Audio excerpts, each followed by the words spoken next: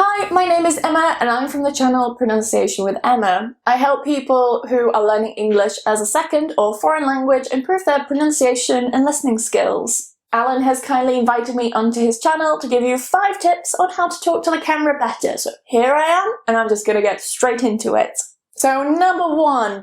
Look into the lens. Don't look into the viewfinder. You see how distracting that is? You see, you want to click off, you're getting bored, you're not connecting with me anymore. But if I switch over to the lens, you connect with people better. It's so distracting. Even in real life, it's so distracting when someone is not looking at you and they're looking away or they're looking at their phone. You disconnect. And it's exactly the same with YouTube and video making. So if I'm looking over here at the viewfinder, yes, you may look wonderful, you may want to stare at yourself. Humans are programmed to look at their own faces and faces in general, but try to avoid it. Try to just look at the lens. Some tips on how to look at the lens, this is kind of like a 1.2, we could say, is I know it's very strange. So what you can do is just put like a little dot or something. So you can get like a little sticker, something like that, and look at the sticker. Or what I sometimes do, I mean, I'm quite used to it now, but from time to time, instead of looking directly into the lens, I will look at the text just above it, so it still looks like I'm looking into the lens. But so long as you're looking here and you're not looking there or there, then it's fine. Just make sure that you're looking at the lens. Number 2 is to move your body more. So don't just sit here still like this, because that's not very energetic, that's not very dynamic, it's not very entertaining, it looks a little bit boring. So try to move more, at least just move your arms a bit more. It's easier when you're standing. I don't have the space in my flat to stand and do standing videos, but I would really like to, because I'm sure I'd be a lot more animated. But try and move your arms a bit more, move your shoulders, walk around a little bit, so you don't just have to position yourself in the center. You can also cut and then you can position yourself in another part of the frame. So Alan does this a lot in his videos, I've noticed. I do this in mine as well, but it tends to be more when I want to add text next to me, just to give myself or my editor, whoever's doing the video, a bit more space. And you'll notice as well that when you're jumping, it just adds something a little bit more interesting. Your eye is moving around the screen instead of just being in the center. So it keeps people's attention longer. Point number 3 is to not script. This is a bit of a controversial one because some people do like to script and some people really don't. I fall into the second category. Why? Because scripts can sometimes make you sound robotic. Scripts can also be stressful. Scripts as well can also make you sound a bit weird when you're speaking, because of course the way that we write sometimes isn't always how we speak. And if you're reading a script that you've written with writing in mind, if that makes sense, like you're not thinking about how you're going to say this, then it can come across as very unnatural. So what you can do instead of scripting is just put bullet points down. Like for this video, I literally just have my 5 bullet points that I want to talk about, and I'm just filling in the rest of the information. Maybe your video has a lot more detail in there, so you will need a few more bullet points under the main bullet point. But if you just keep to key topics, then it will allow you to speak more naturally and more freely, and then you can be yourself a little bit more and less robotic.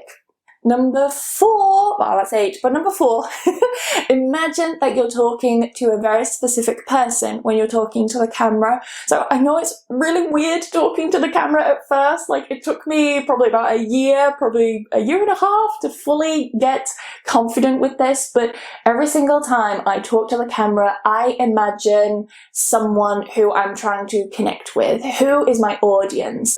So of course you may be thinking, oh, well, my audience is anyone. But really, you need to niche and narrow down. I think Alan has talked about this as well. You know, really niching down your channel and being very specific. That's what you need to do. So have your exact audience person in mind. And point number 5, the final one, it kind of relates to point number 3, is just don't overthink it too much. I know that this is so easy to say rather than actually do. I really know because I've been there myself, but don't overthink things and don't aim for perfection. If you make mistakes in your video, it's absolutely fine. When you're editing, you can edit those out, or you can put some text or something like that if you say something wrong or whatever. people really don't care. Think of the videos that you've watched where someone slipped up and they've just added a little bit of text, just correcting themselves, and you just moved on. You don't even notice it. So as well, what you can do is take some of these mistakes that you do, some of these bloopers, as people like to call them, and put them in your video. Leave them in. If you don't want to leave them in, you can put them at the end of the video. Use them as your outro. And that also keeps people watching, because a lot of people really like the bloopers and they will watch until the end for the bloopers. So, to wrap up, the 5 points. Number 1, look into the lens, not over here. It's distracting and it disconnects you from your audience. Look here. I know it's very tempting to look at yourself, but try not to. Number 2 is move your body more. So, physically move yourself more, but also move yourself across the screen. So you can jump cut and you can edit yourself at different parts of the screen. I know I've been in the center quite a bit in this video, but I'll be really honest, I've hurt my back and I don't really want to be moving around so much. So I'm a bad example in this video, but in my actual videos on my YouTube channel, I do move around quite a bit. Number 3 is to create a rough outline and to use bullet points instead of scripting. That way you come across more natural, you get the key points across that you want to talk about, and you can be yourself a lot more. And it's also less stressful trying to memorize a script, so make bullet points, it's so much easier. Number 4, imagine you're talking to a specific person, so a member of your audience that you're trying to target, someone you're trying to target. Have them in mind and talk to the camera like you're talking to them. Or, better, take a picture of someone and put it just near your lens. And that will also stop you from looking over here if you are one of those people.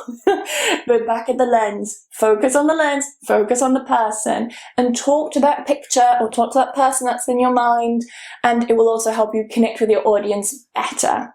And the last one, number 5, don't overthink it. So don't aim for perfection, because you will find that absolutely no video you make will be perfect. You can add the bloopers at the end or keep them in as you're going, as you're filming, and anything else, like if you make a slip up or maybe you want to add some text or something like that.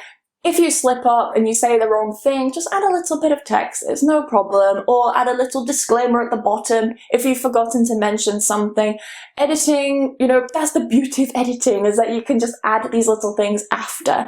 And again, think about the videos that you've seen online where they've added just a bit of text or a correction or something.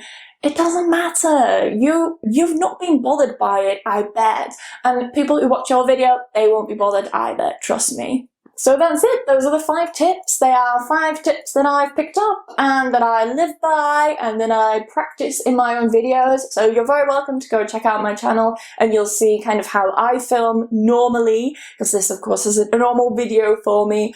But I hope it's helped, and I will see you. I won't see you next lesson. That's my intro, not my outro. But yeah, nice seeing you here. Enjoy the rest of your week, I guess. That's going to be my outro. Enjoy the rest of your week. See you later. Bye-bye.